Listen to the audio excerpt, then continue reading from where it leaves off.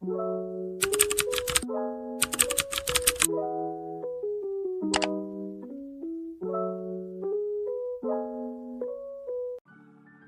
gente! Estamos começando mais um episódio da F5 e o tema de hoje é voltado para a cultura, para a arte. O Brasil é rico em arte, nomes que ficaram gravados na história e que precisam ser lembrados.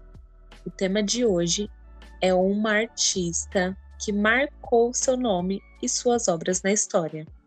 Bem-vindos ao episódio de lembrança das obras da grande Tarsila do Amaral.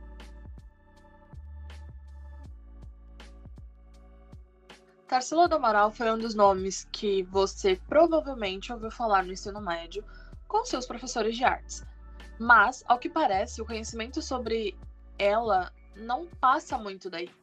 Claro que existe uma pequena parcela de pessoas que procuram saber, aqueles que são amantes de artes, e talvez essa seja uma percepção limitada minha, mas eu particularmente não ouço muito sobre a Tarsila ou sobre como ela foi importante para a história da arte no Brasil. Tarsila é responsável pelo modernismo brasileiro e sua obra, O Abapuru, é um símbolo do Manifesto Antropófago de 1928 e também o quadro mais valioso da história da arte brasileira.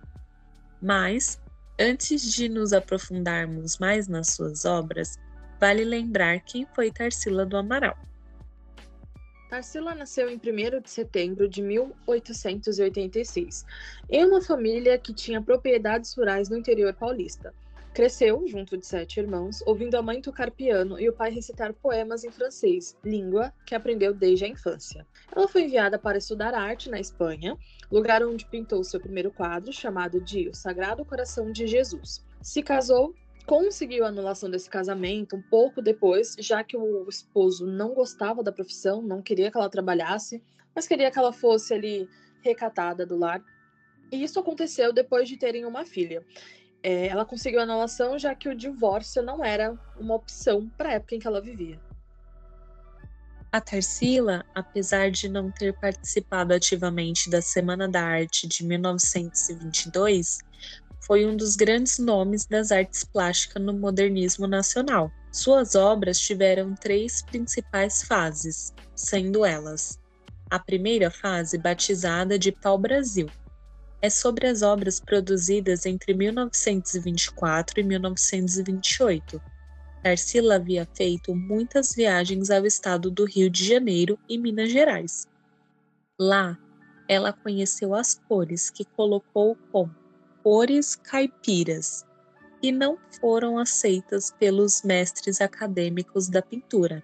A artista tinha a intenção de retratar o Brasil rural e urbano em suas pinturas. A segunda fase, Antropofagia, movimento que teve início em 1928, a partir do conhecido Abapuru. Seu nome é uma junção das palavras Aba e Poru, que significa homem que come, em Tupi-Guarani, pintado como um presente de aniversário para o então marido Oswald de Andrade. Tornou-se muito mais do que isso.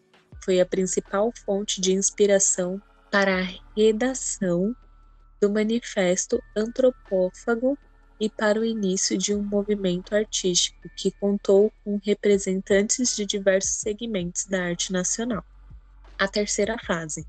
Após uma revolução, um período em que viveu na antiga União Soviética, Tarsila iniciou a fase social, onde passou a refletir sobre temas relacionados ao proletariado, com as desigualdades sociais e a opressão vivida pelos trabalhadores e com os problemas do capitalismo industrial.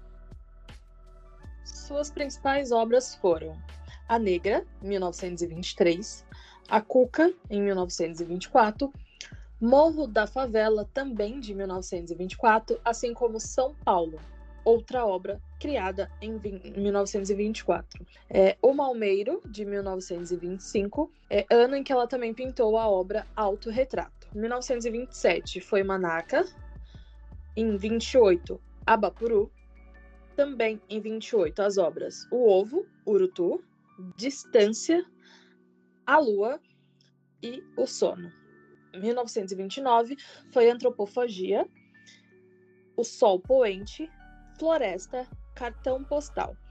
E as duas últimas, Operários e Segunda Classe, que foram do ano 1933.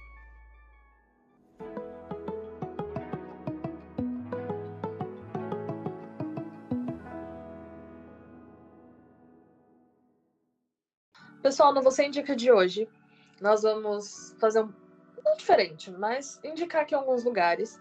E eu vou pedir de antemão desculpa para as pessoas que escutam a gente fora de São Paulo. Mas, como nós duas moramos nesse estado, conhecemos lugares que tem, que são voltados para a arte, então para exposições, e, enfim, tem São Paulo, e ainda bem por isso, é bem diverso nesse aspecto. Então, no Você Indica de hoje, nós vamos colocar alguns lugares aqui em São Paulo para as pessoas que têm interesse em conhecer um pouquinho mais do mundo da arte. Eu vou começar falando do MASP, que é um dos mais conhecidos. Ele fica ali na Avenida Paulista, para quem usa metrô, perto da estação Trianon MASP. O legal do MASP é que ele tem diversas exposições, além de um acervo muito grande. Então, para quem tem interesse em conhecer um pouquinho mais, lá, se eu não me engano, tem até algumas... Eu não vou afirmar com certeza, mas a última vez que eu fui lá, eu acho que tinha algumas obras da Tarsila em exposição. Mas faz um tempinho, então pode ser que tenha mudado. Eu não me lembro se estava no acervo ou não. Mas tem muitos artistas e tem muitas obras interessantes, é bem diverso. Então, eles fazem muito por andares. Eu lembro que da última vez que eu fui também tinha sobre Mário de Andrade, porque estava no mês do orgulho. Então, para quem tem interesse em conhecer, é muito legal e fica ali na Avenida Paulista. Eu também tenho outro lugar que também é na Avenida Paulista, então às vezes é até mão para alguns ou não, mas tem acesso ao metrô, que é o Japan House. Esse já é voltado mais, como o próprio nome diz, para a cultura oriental, mas tem muita coisa linda lá. E vale ressaltar que tanto no MASP quanto no Japan House, as exposições em alguns dias da semana são de graça. No MASP eu consigo afirmar com certeza que as terças e as quintas. Eventualmente eles fazem outros dias também.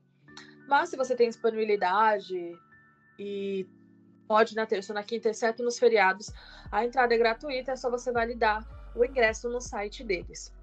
O Japan House eu não vou conseguir afirmar com certeza, porque faz um tempinho que eu fui lá também, que é um bom lembrete para visitar, mas ele tem dias gratuitos e a exposição deles também varia bastante de acordo com a cultura do lugar.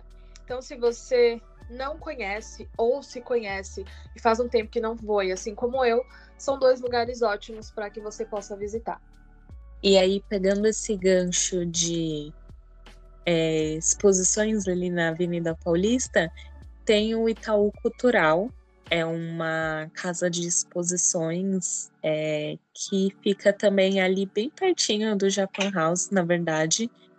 Se eu não me engano, é gratuito. Mas eu vou dar aqui uma dica de ouro para vocês. Antes de vocês irem nesses lugares, dê uma pesquisada sobre se é gratuito, quais as exposições estão disponíveis e os dias de abertura, porque a maioria desses lugares não abrem de segunda-feira, por exemplo. Então, é bom ficar de olho nisso para acabar não dando uma viagem perdida. Mas aí, ali na Avenida Paulista, é repleto de lugares assim onde você consegue ver exposições, ver... Na verdade, ali é de tudo um pouco, né? E eu também quero indicar a Pinacoteca, que também tem ingressos gratuitos, e aí você pode dar uma olhada no site da Pinacoteca ou nas redes sociais, e também aproveita e dá uma olhada nas exposições. Só que a Pinacoteca fica ali na Luz, e é um lugar que vale muito a pena conhecer.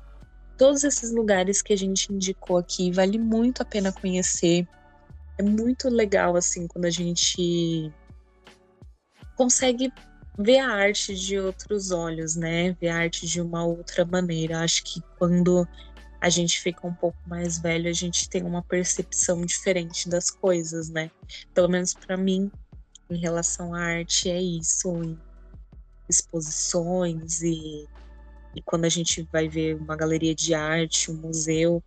Eu gosto muito, eu acho demais, então fica aí as nossas indicações.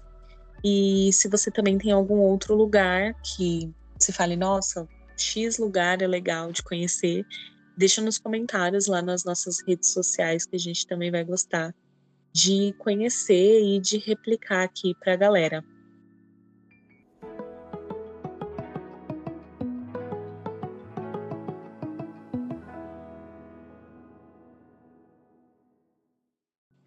Esse foi mais um episódio aqui do Aperta F5. Não esquece de compartilhar com a sua família, com seus amigos e seus conhecidos e até os desconhecidos também, viu?